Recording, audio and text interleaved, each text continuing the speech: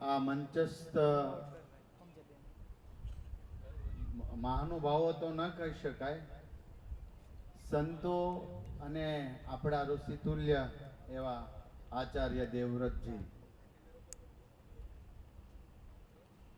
એवं પૂજ્ય દેવકૃષ્ણ દાસજી સ્વામી, પૂજ્ય મહંત સ્વામી, પૂજ્ય સદગુરુ ધર્મવલ્લભદાસ સ્વામી, પૂજ્ય કૃષ્ણપ્રિયદાસ સ્વામી, પૂજ્ય ઘનશ્યામદાસ સ્વામી, પૂજ્ય નારાયણ પ્રસાદ દાસ સ્વામી, પૂજ્ય ભક્તિ વલ્લભદાસ સ્વામી, શ્રી ધીરુભાઈ બાબરિયા, આમ તો કર્ણ જેવા દાતાઓ અહીંયા બેઠા છે અને ભક્તો છે, ખાલી દાતા નથી, એવા મારા પરમ મિત્ર અને યુવાનોને આદર્શ હું ગણાઈને દાખલો આપું છું એવા રાકેશભાઈ દુધાત, રવજીભાઈ કથિરિયા, પ્રવીણભાઈ દેસાઈ, બાબુભાઈ કથિરિયા, પ્રેમજીભાઈ મોરડિયા, રમેશભાઈ ઉમાણી, પૂજ્ય સંતોને કોટી કોટી દંડવત પ્રણામ. આપ સૌ ભક્તો અહીંયા પધાર્યા છો ત્યારે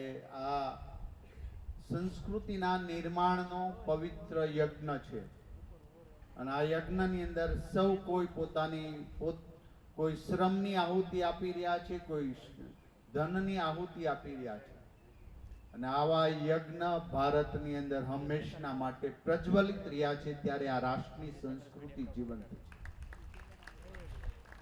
જ્યારે જ્યારે સંસ્કૃતિ પર આક્રમણ થયું છે ત્યારે એ નષ્ટ નથી થઈ, હાલક ડોલક થયું છે પણ એ નાવ ડૂબી નથી. કારણ કે એક સમય હતો 1000 વર્ષ પૂર્વે ખૂબ મોટું આક્રમણ આપા વેદોને નષ્ટ કરવાની એવી ધર્મ ઉપર આક્રમણ આવ્યું. સાઉથમાંથી આદ્ય જગત ગુરુ શંકરાચાર્ય ધર્મનો ઝંડો લઈ આજે એ ધર્મ બચાવ્યો અને વેદો જીવંત છે.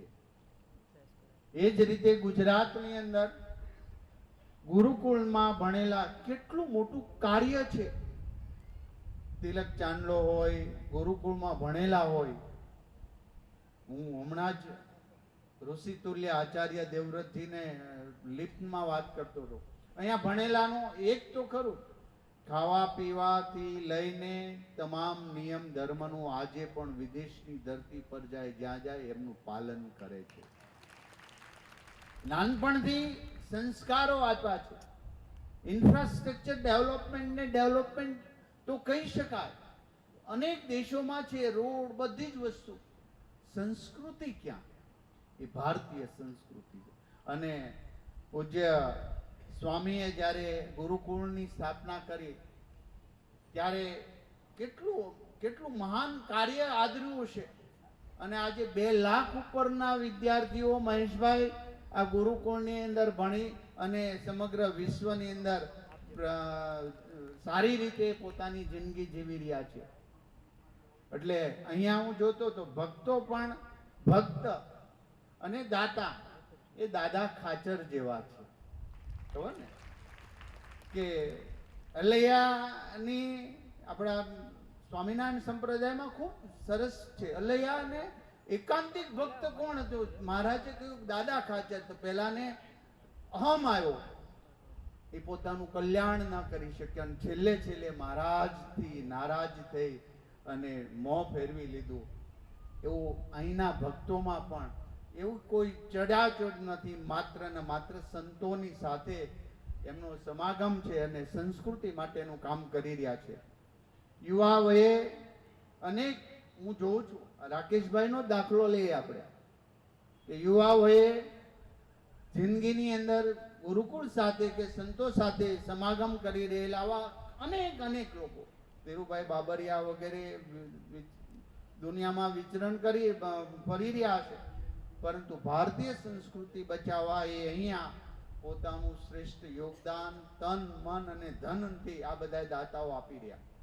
આજે આપણે ઓડિયન્સમાં પદ્મશ્રી જગદીશભાઈ ત્રિવેદી પણ બિરાજમાન છે. પોતાની સંપૂર્ણ હું શિક્ષણ મંત્રી હતો ત્યારે સ્વામી ફોન આવ્યો કે પ્રફુલભાઈ 5 શાળાના ઓરડાઓ બનાવવાના, મારી પાસે પૈસા આપ્યા છે, ક્યાં વાપરવાના છે? મેં કીધું અત્યારે અમે શાળા બનાવીએ છીએ, મેં એમને માર્ગદર્શન, બીજું તમે કંઈક બીજામાં કશેમાં વાપરો, તમે કહો ત્યાં ઘટતી શાળા અમે બનાવી દઈશું. આ જે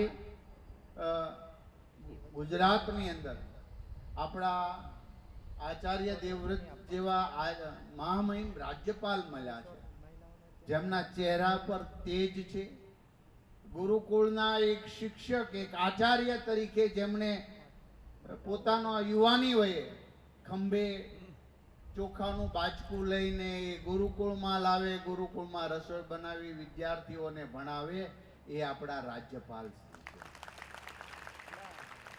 અને હું જ્યારે મળું ત્યારે એમના સ્મિત, એમના આશીર્વાદથી, એમના માર્ગદર્શનથી હું પૂર્ણ થાઉં છું. આમ તો આપણે પ્રાર્થનાઓ એવી છે કે પૂર્ણમાંથી પૂર્ણ લઈ લે તો અપૂર્ણ થતું જ નથી કાંઈ. એવી પ્રાર્થનાઓ જ્યારે અહીંયા છે ત્યારે પૂજ્ય સંતોના ચરણોની અંદર હું દંડવત પ્રણામ કરું છું કે અમે નાનપણથી સંતો સાથે સંકળાયેલા છીએ, નાનપણથી સ્વામિનારાયણ ભગવાનના એ ચરિત્રો સાંભળ્યા છે. અત્યાર સુધી તો કોઈ વ્યસન વગેરે નથી થયું, પણ સ્વામી અમારા જીવનની અંદર કોઈ ખરાબ સંકલ્પ ન થાય અને આ રાષ્ટ્ર નિર્માણની સેવામાં અમારું શ્રેષ્ઠ યોગદાન રહે. આદરણીય નરેન્દ્રભાઈ મોદી સાહેબ જેવા દેશના વડાપ્રધાન બન્યા છે ત્યારે ગુરુજી માટે હું કહીશ, અનાશ્રિત કર્મ ફલમ કાર્ય કર્મ કરોતિ યહ સસન્યાસી ચ યોગી ચ નિરગ્નિ ચ ક્રિય. કર્મ ફળને ત્યાગનારા શ્રેષ્ઠ યોગી અને શ્રેષ્ઠ સંન્યાસી છે, માટે સંતો પરમ હિતકારી છે. એમને દંડવત પ્રણામ કરું છું. જય સ્વામિનારાયણ.